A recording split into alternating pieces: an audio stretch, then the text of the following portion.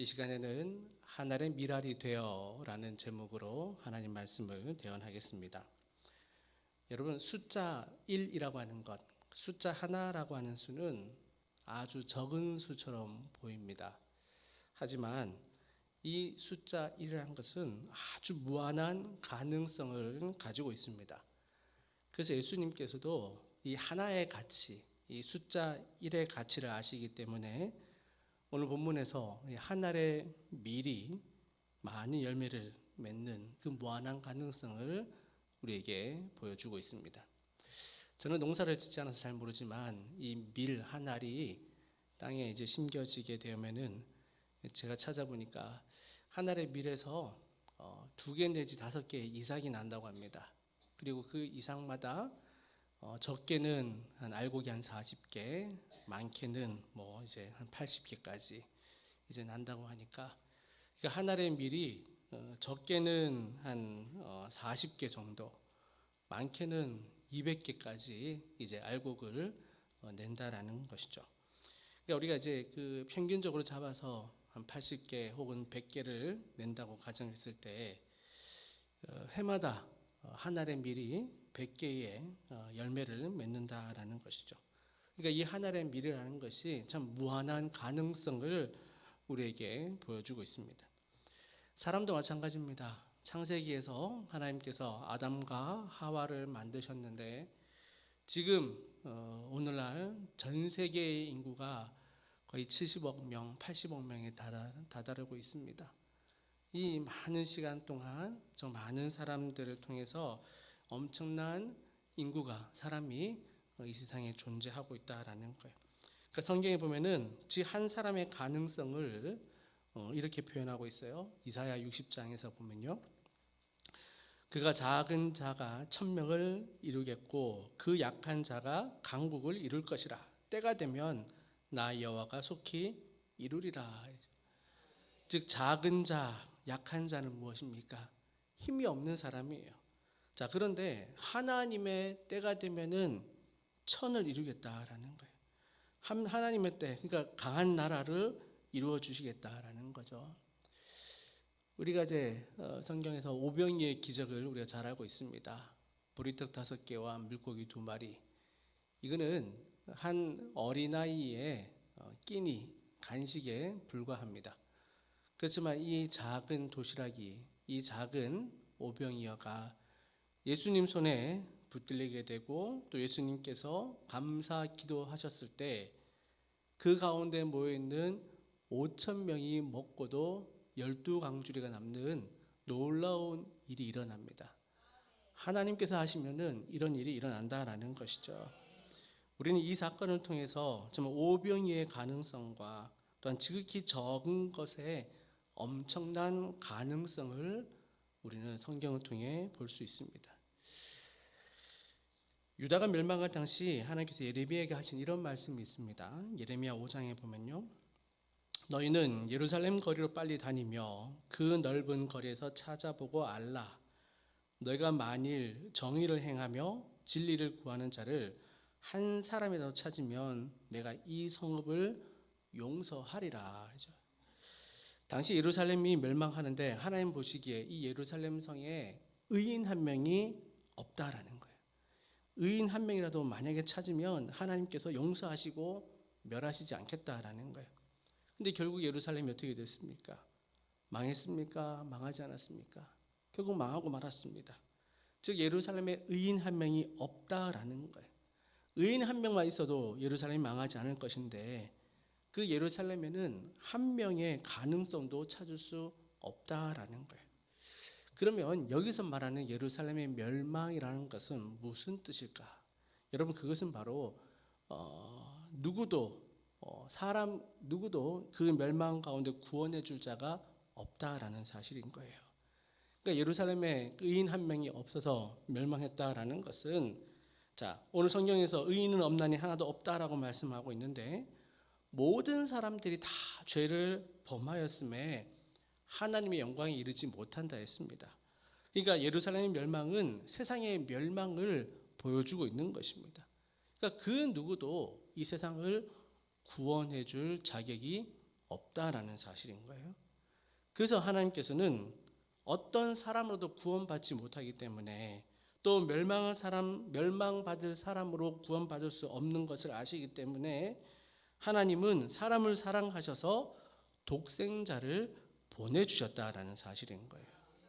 그래서 오늘 본문은 그 하나의 가능성, 정말 의인 한 명이 없어서 예루살렘이 멸망했는데 하나님의 아들 독생자 예수 그리스도를 통해서 또 예수님께서 하나의 미랄이 되어 우리 가운데 멸망할 수밖에 없는 이 세상 가운데 영원한 생명을 주시기에 오셨다라는 것을 우리에게 보여주고 있는 것입니다. 예수님은 자신의 말씀대로 십자가에 죽으시고 부활하심으로 멸망받을 수밖에 없는 사람들에게 생명을 주시기 위해, 그 생명을 우리가 주시기 위해 이 땅에 오셨음을 우리에게 말씀하고 있는 것입니다. 여러분, 연어라고 하는 물고기 아실 겁니다. 이 회기성이 있는 물고기죠. 강이나 하천에서 이제 산란을 하죠. 그리고 이제 잠 자라면서 큰 바다로 나갑니다. 그 바다에서, 넓은 바다에서 몇 년간 살다가 다시 이제 알을 낳을 때가 되면은 자기가 태어난 그 하천으로 다시금 돌아오는 그런 물고기입니다. 자, 그럼 이제 다시 돌아오는 과정에 그 하천을 거슬러 올 때 폭포를 만나기도 하고 또 여러 장애물을 만나기도 합니다. 그러니까 그 하루에서 상위로 올라오면서 그 이제 물살을 거슬러 오기 때문에 그 자기의 그 주둥이가 찢어지기도 하고 또 지느러미가 찢어지기도 하고, 자, 그렇지만 연어는 끝까지 포기하지 않습니다. 끝까지 자기가 태어난 곳으로 거슬러 올라갑니다. 자, 그리고 그 자기가 태어난 곳에서 그 하천에 도착하면 이제 자기가 이제 알을 낳기 위해서 이제 그 하천 바닥에 이제 알을 놓죠. 뭐 적게는 한 1,000개, 많게는 한 5,000개까지 알을 놓는다고 합니다. 자, 그러면은 이제 그 알을 낳고 이제 그 하천 바닥을 이제 모래로 덮고 난 뒤 자기는 그동안 그 강을 거슬러 오면서 수많은 상처를 입고 또 아무것도 먹지 못하는 데에서 자신의 모든 영양소가 몸에서 빠져나간 거죠. 결국 이제 그 자리에서 죽게 됩니다. 자, 그 죽은 자리에서 시간이 지나면은 다시금 수천 마리의 연어의 그 치어가 나오게 되는 거예요. 여러분, 연어를 통해서 우리가 알 수 있는 게 뭡니까? 즉 생명이란 바로 이 헌신과 죽음을 통해서 나온다는 사실인 거예요. 어미 연어의 죽음을 통해서 다시금 수천 마리의 치어 새끼 연어들이 나오는 것입니다. 바로 오늘 성경은 같은 원리를 이야기합니다. 예수님께서 땅에 떨어진 한 알의 밀알처럼 십자가에서 죽으심으로 말미암아 모든 사람이 살게 하는 것입니다. 그것이 바로 십자가의 사건인 것입니다. 여러분, 지난 수요일부터 이제 사순절이 시작이 되었습니다. 그리고 오늘은 사순절 첫 번째 주일로 우리가 지키고 있습니다. 바로 이 사순절을 기억할 때 하나의 밀알이 되어 죽으심으로 우리에게 생명 주신 예수 그리스도를 깊이 묵상하는 뜻깊은 사순절 되기를 소망합니다. 자, 그렇다면 예수님은 우리에게 하나의 밀알이 되어 영원한 생명을 우리에게 주셨습니다. 하나의 밀알이 많은 열매를 맺으려면은 먼저 살아있는 밀알이어야 됩니다. 그 알이, 씨앗이 살아 있어야 됩니다. 바로 예수님에게는 참된 생명이 예수 그리스도 안에 있는 것입니다. 그래서 사람들은 예수님의 생명을 얻어서 우리는 영생을 얻게 되는 거예요.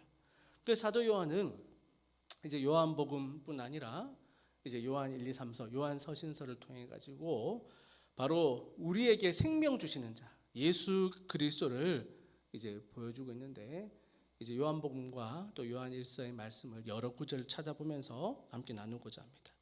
자, 첫 번째로는 예수님께서는 참 생명을 우리 가운데, 예수님에게 참 생명이 있다라고 선언하고 있는데, 먼저 요한복음 1장 4절에 보면요, 그 안에 생명이 있었으니 이 생명은 사람들의 빛이다 그랬죠. 그 안에 생명이 있다라는 거예요. 예수님 안에 생명이 있다라는 거예요. 그 생명이 있기 때문에 그 생명의 씨앗이 땅에 떨어져 열매를 맺는 것처럼 예수님 안에 우리는 영원한 생명을 누리게 되는 것이죠. 또한 요한복음 6장 35절과 48절에는요. 예수께서 이르시되 나는 생명의 떡이니 내게 오는 자는 결코 줄이지 아니할 터이요. 또한 48절에도 보면요. 내가 곧 생명의 떡이니라 이야기하고 있습니다. 여러분, 사람은 먹는 양식이 있어야 살아갈 수 있습니다. 이처럼 예수님을 믿는 사람들은 생명의 떡을 먹기 때문에 영생하는 것입니다. 예수님이 바로 생명의 떡이다라고 말씀하고 있죠. 또한 죽어도 사는 부활의 영광을 누리게 됩니다. 요한복음 14장 6절입니다. 예수께서 이르시되 내가 곧 길이요 진리요 생명이니 나로 말미암지 않고는 아버지께로 올 자가 없느니라. 예수님만이 오직 유일한 길이라라는 거예요. 진리이고요. 또 뭐라고요? 생명이라라고 말씀하고 있는 거예요. 그러니까 예수님께서 길이요 진리요 생명이기 때문에 그 길로 통해 예수님을 통해서 우리는 아버지께로 나아간다라는 사실을 예수님께서 말씀하죠. 또한 요한 1서에서도 보면 1장 1절과 2절에 태초부터 있는 생명의 말씀에 관하여는 우리가 들은 바요 눈으로 본 바요 자세히 보고 우리 손으로 만진 바라 이 생명이 나타나신 바 된지라. 이 영원한 생명을 우리가 보았고 증언하여 너희에게 전하노니 이는 아버지와 함께 계시다가 우리에게 나타나신 바 된 이시라 하죠. 처음부터 뭐라고 하는가? 태초부터 있는 생명의 말씀에 관하여라고 이야기하고 있어요.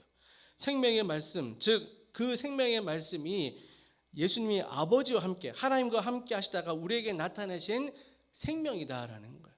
아버지와 함께 하시다가 우리 가운데 나타나신 생명이다라는 거예요. 그러니까 즉 하나님께 우리에게 생명, 예수 그리스도 생명을 우리 가운데 보내주셨음을 말씀하고 있는 거예요. 그러면서 요한은 그 예수님이 우리의 생명이신데 예수님이 생명 그 자체이신데 자 예수님을 영접하는 자에게는 예수님 안에 있는 생명이 우리 가운데 옮겨진다는 거예요. 한마디로 전이 된다는 거예요. 요한복음 6장 53절에 이렇게 말해요. 예수께서 이르시되 내가 진실로 진실로 너에게 이르노니 인자의 살을 먹지 아니하고 인자의 피를 마시지 아니하면은 너희 속에 생명이 없느니라라는 거예요. 여러분 무슨 이야기입니까? 인자의 살과 피를 먹지 않는 자에게는 생명이 없다라는 거예요. 즉 예수님께서 나를 위해 십자가에 달려 죽으시고 고난 당하셨다라는 사실, 피를 흘리고 살을 찢기셨다는 것을 믿지 않으면은 우리가 그 생명을 우리가 누릴 수 없는 거예요. 그러니까 예수님께서 나를 위해 십자가에 달려 피를 흘리시고 살이 찢기셨다는 것을 믿는 자에게는 우리 속에도 생명이 있다라는 사실인 거예요. 그런 사람에게는 믿음으로 예수님의 생명이 전가되는데 요한복음 8장 12절도요. 예수께서 말씀하시되 나는 세상의 빛이니 나를 따르는 자는 어둠에 다니지 아니하고 생명의 빛을 얻으니라. 이제 주님을 따라가는 삶은 더 이상 어둠에 있지 않고 빛 가운데 있는데 그 빛이 생명의 빛이다라고 이야기하고 있어요. 예수를 믿는 자는 이제 더 이상 어둠의 자녀가 아닌 생명의 자녀다라는 거예요. 그래서 요한복음 11장 25절 계속 보면요. 예수께서 이르시되 나는 부활이요 생명이니 나를 믿는 자는 죽어도 살겠고 이제는 그 죽음 가운데 육신은 죽었다 할지라도 사망 권세 이기신 예수님께서 우리 가운데 참 생명을 주시겠다라는 거예요. 그러니까 우리는 죽어도 산다라는 거예요. 요한복음 마지막 20장에서 말하잖아요. 오직 이것을 기록함은 너희로 예수께서 하나님의 아들 그리스도이심을 믿기 위함이다. 그러니까 예수님께서 하나님의 아들이라는 걸 믿기 위함이고 또 마지막 중요한 이야기잖아요. 또 너희로 믿고 그 이름을 힘입어 어떻게 해요? 생명을 얻게 하기 위함이다라는 거예요. 그러니까 요한은 이제 요한복음도 요한서신을 통해 가지고 예수님이 생명이고 또한 그 생명을 통해서 우리가 사망에서 생명으로 옮겨지는 그 믿음의 역사를 우리에게 이야기하는 거 아닙니까? 그 마지막 요한 1서 한 절 말씀 보면요.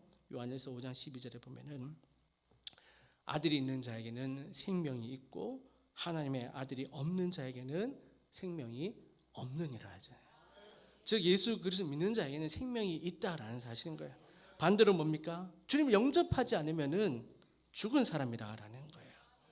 그러니까 우리 속에 정말 영원한 생명, 우리 가운데 예수 생명을 늘 소유하는 믿음의 백성 되기를 축복합니다.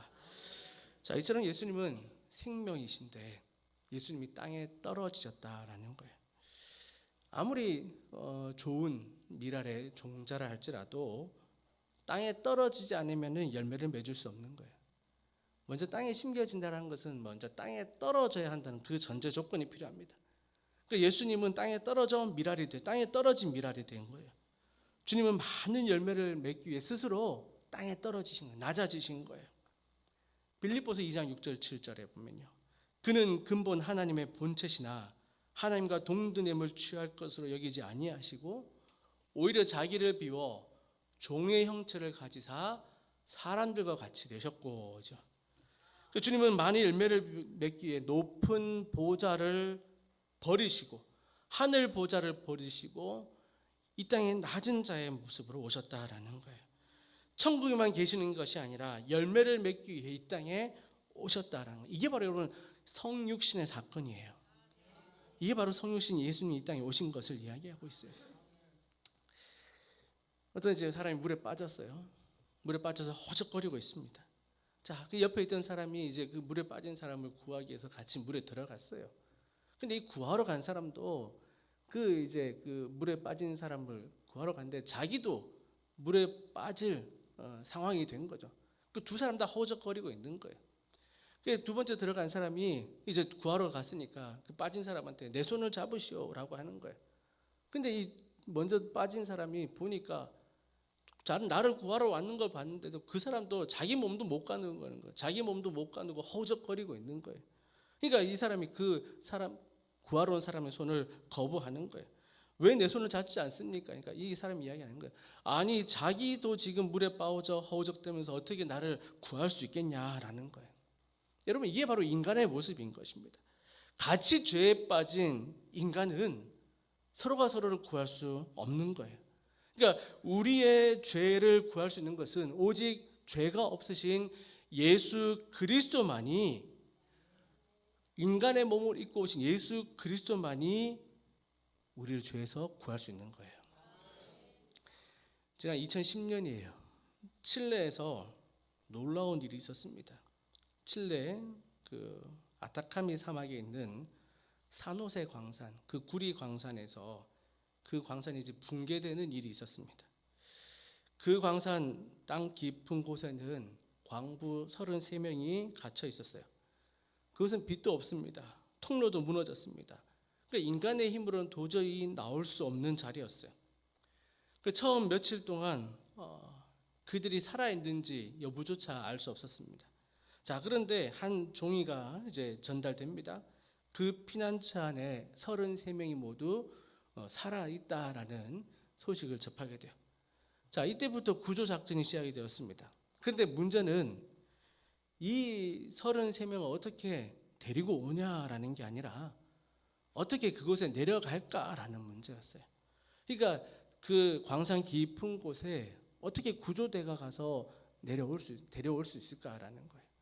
그러니까 그것을 이제 구조대를 보내려면 다시금 그 수백 미터의 안반을 뚫어야 했고, 또 자칫 잘못하다가는 그 안반을 뚫다가 또 그것이 도리어 무너질 수 있기 때문에 여러 번 실패 끝에 마침내 하나의 길을 만들게 되었습니다.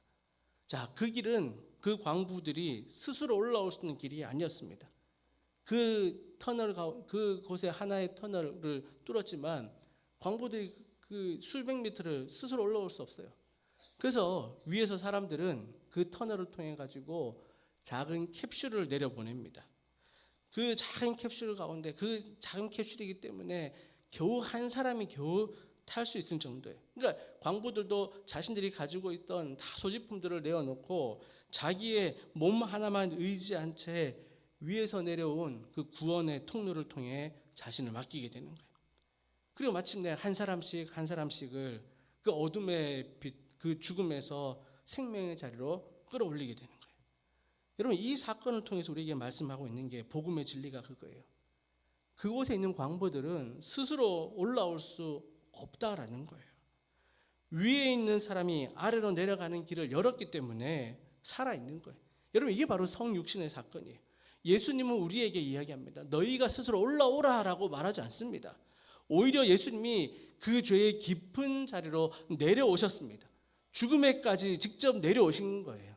그러니까 아까 빌립보서 말씀처럼 오히려 자기를 비워 종의 형체를 가지사 사람들과 같이 되셨고라고 이야기하는 거예요. 하늘 보좌에 머무르시면서 말씀만 하는 게 아니라 직접 하늘의 밀이 되어 땅에 떨어졌다라는 사실인 거예요. 그러니까 그 칠레 광부들이 그 구조 캡슐을 붙들고 살아난 것처럼 우리는 하늘 영광을 버리시고 이 땅에 오신 예수 그리스도, 십자가를 지신 예수 그리스도를 붙잡을 때 우리는 구원받는 줄 믿습니다. 바로 이게 바로 인류의 구원을 위한 하나님의 방법인 거예요. 또한 예수님은 땅에 떨어지셨고 죽으셨어요. 여러분, 하늘이 그 씨앗이 썩어진다라는 것은 희생을 의미하는 거예요. 땅에 떨어진 미랄이 땅 속에서 썩어져야 되는 거예요. 그래야 거기서 싹이 나고 열매를 맺는 것 아닙니까? 그 땅에 떨어진 그 씨앗, 이제 그 싹이 나는 씨앗을 보면은 그 씨앗의 껍질은 이제 남아 있을지 몰라도 그 속은 다 썩어 없어져요. 어떻게 됩니까? 그 새싹을 나기 위해 자기의 영양, 자기의 모든 것을 다 내어놓지 않습니까? 이처럼 하늘의 미랄처럼 죽으셨다라는 거예요. 십자가에서 희생하셨다라는 거예요. 그런데 사람은 어떻습니까? 우리가 희생하지 않으려고 하는 거예요. 그 자기의 그 자존심 때문에 많은 문제가 생기는 거 아닙니까? 어느 회사에서 좀 오랫동안 함께 파트너로 일하는 두 직원이 있었습니다.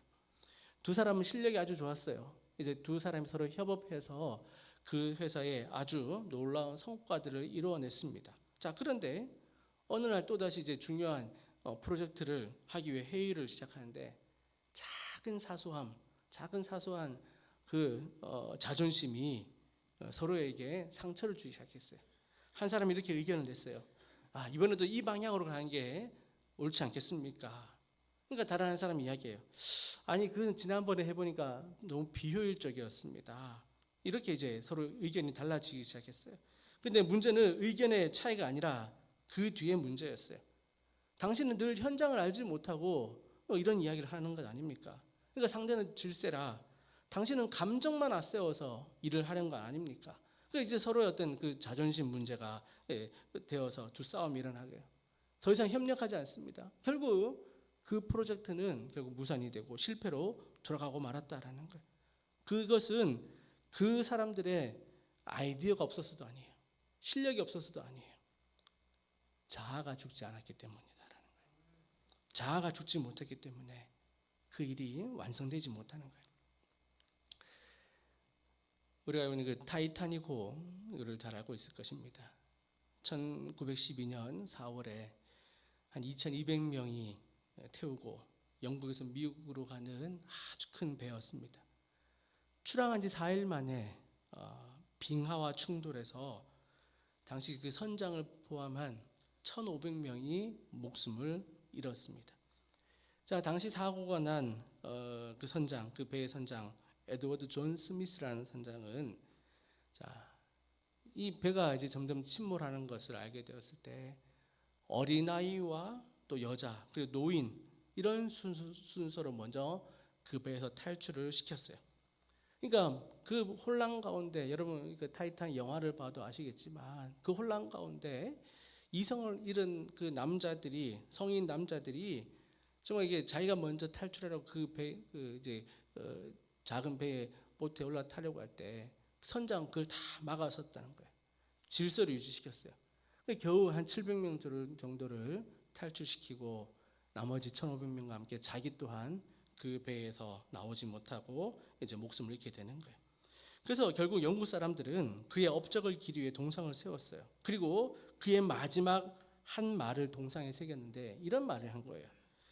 영국인답게 행동하라라는 거예요.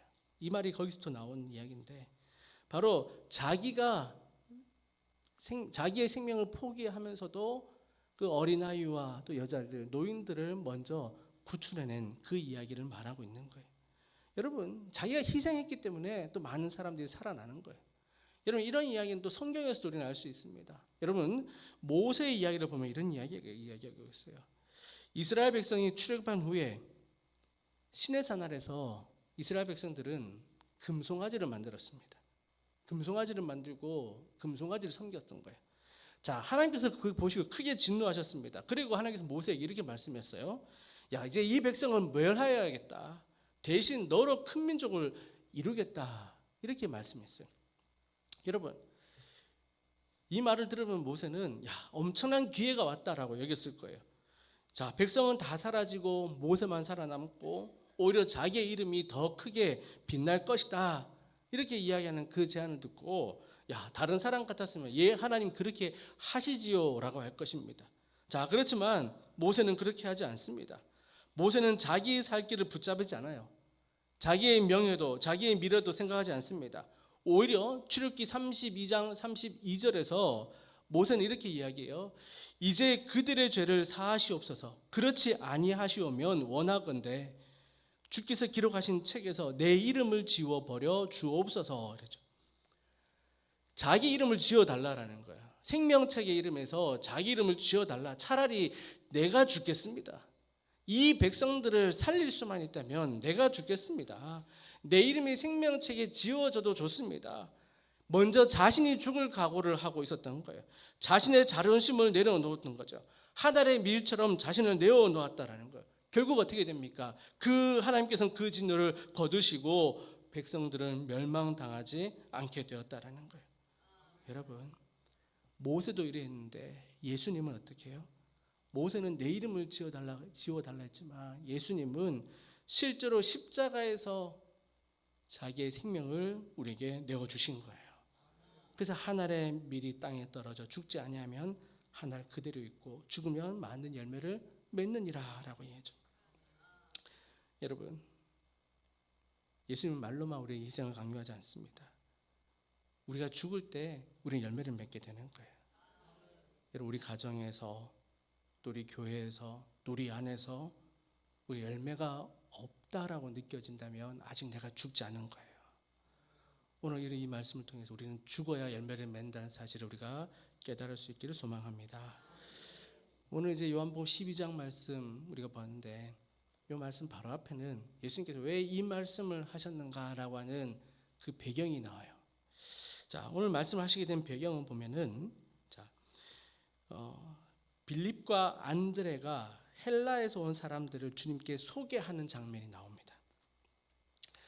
6월절 명절에 헬라에서 온 사람들, 그러니까 즉 이방인이죠. 이방인 사람 몇이 예루살렘에 와서 유대인의 명절을 지키러 왔다라는 거예요. 자, 이 사람들이 유대인이 아니에요. 이방인들이에요. 자, 이방인들이 이제 하나님을 알고 이제 그 명절을 지키러 왔는데 이 헬라인들의 소원이 뭐냐면은 예수님을 만나고 싶다라는 거예요. 자, 예수님을 만나려고 하니까 어떻게 하면 좋을까 생각을 하니까 갈릴리 베세다 지역에 있는 빌립이라는 사람을 찾아간 거예요. 당시 그 갈릴리 베세다 지역은 헬라 문화권이 자리 잡고 있던 곳입니다. 그러니까 이 빌립이라고 하는 이름 자체도 헬라권의 이제 그 이름인데, 자, 이 빌립이 그 헬라 문화권을 잘 알기 때문에 그 헬라에서 온 사람들하고 대화가 됐고, 또한 이 빌립은 이제 안드레에게 상의를 합니다. 야, 예수님을 만나고 보자고 하는 사람들이 있는데 어떻게 하면 좋을까? 자, 이렇게 이제 안드레와 빌립이 예수님께 이야기하는 거예요. 아주 좋은 기회가 된 거예요. 마치 우리 어떤 좋은 소식들이 전 세계로 퍼져나갈 수 있는 좋은 기회구나. 예수님의 이야기를 헬라 사람들에게, 당시 이제 그 로마 제국 가운데 문화가 헬레니즘, 그 문화를 가지고 있었기 때문에, 자, 예수님의 소식을 그 헬라 문화에 접목시키면은 전 세계가 예수님에 대해서 알겠구나라는 생각을 가졌던 거예요. 그러니까 이제 예수님에게 이제 이 헬라 사람들이 왔는데 만나보지 않겠습니까? 라고 이야기하는데 예수님께 하신 말씀이 이거예요. 그럼 그들을 데려오라 라고 말씀하지 않고, 그들에게 주님께서 병 고친 이야기나 놀라운 기적들을 이야기하지 않고 도리어 오늘 하신 말씀이 바로 인 거예요. 인자가 영광을 받을 때가 왔도다 라고 하시면서 그 다음에 하시는 말씀이 바로 하늘의 미래 이야기를 하고 있는 거예요. 즉 예수님께서 이 말씀을 하신 이유가 뭡니까? 즉 예수님께서는 이 헬라 사람들이 와가지고 예수님에 대한 소식을 전할 수 있는 기회가 왔다라는 것보다 이제 때가 되었다라는 거예요. 이제 예수님께서 하늘의 밀이 되어 그 십자가의 사건이 곧 도달했음을 이제 예수님께서 말씀하고 있는 거예요. 그러니까 즉 자신의 죽음을 통해 가지고 전 세계에 이 복음이 전해지는 것을 이제 예수님께서는 아시고 말씀하고 있는 거예요. 그 주님께서 말씀하는 게 뭡니까? 하늘의 밀이 땅에 떨어져 죽지 않으면은 그대로 있고 죽으면 많은 열매를 맺느니라라고 이야기합니다. 사랑하는 여러분, 예수님의 길은 언제나 우리의 길과는 전혀 다른 길을 선택하고 있어요. 우리는 쉽게 가려고 합니다. 편하게 가려고 합니다. 우리가 박수 받으려고 합니다. 그러나 주님께서 말씀합니다. 죽어야 산다라는 거예요. 죽어야 살 수 있고 내려가야 올라올 수 있고 하늘의 밀이 썩어질 때 많은 열매를 맺을 수 있다라고 이야기하고 있는 것입니다. 그 우리도 하늘처럼 우리가 하늘의 밀화처럼 땅에 떨어져 썩어야 된다라는 거예요. 여러분 열매 맺기 원하십니까? 열매 맺기 원하십니까? 그럼 죽어야 된다라는 거예요. 창세기 2장에 아담에서 하와가 나오는 이야기가 나오잖아요. 하나님께서 아담을 깊은 잠에 빠지게 했다라고 있어요. 깊은 잠에 든들었다는 게 뭡니까? 그 잠의 의미는 죽음이에요. 그 죽음에서 그 갈빗대를 꺼내 하와를 만들었다라는 거예요.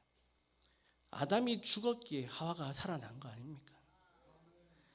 내가 가정에서 죽어야 우리 가정이 살아나는 줄 믿습니다.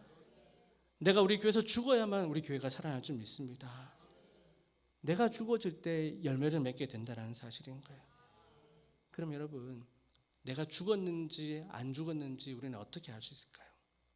난 죽었다라고 생각하는데 내가 죽었는지 안 죽었는지 어떻게 알 수 있을까요? 간단해요. 발표보면 알아요. 여러분, 죽은 자는 발표도 움직이지 않아요. 그런데 살아있는 자와 죽은 척 하는 사람은 밟히면 어떻게 해요? 움직인다라는 거예요. 내가 밟힐수록 내가 움직이면 아직 살아있다라는 거예요. 내가 밟힐수록 죽은 척 한다고 해도 그는 살아있다라는 거예요. 여러분, 때로는 우리 가족이 나를 밟을 때도 있고 우리 교우들이 나를 밟을 때도 있고 또 세상이 나를 밟을 때도 있습니다. 그러면 우리는 살아나서 내가 죽지 않았다는 걸 우리가 보여줄 때가 있어요. 그러나 바울은 고린도전서 15장에서 이렇게 이야기해요. 형제들아, 내가 그리스도 예수 우리 주 안에서 가진 바 너희에 대한 나의 자랑을 두고 단언하노니 나는 날마다 죽노라. 여러분, 바울은 어제 자기를 부인하고 주님의 뜻을 선택합니다. 날마다 죽노라라고 그는 이야기하고 있습니다. 오늘도 이 말씀을 통해서 기억해야 될 것이 무엇입니까?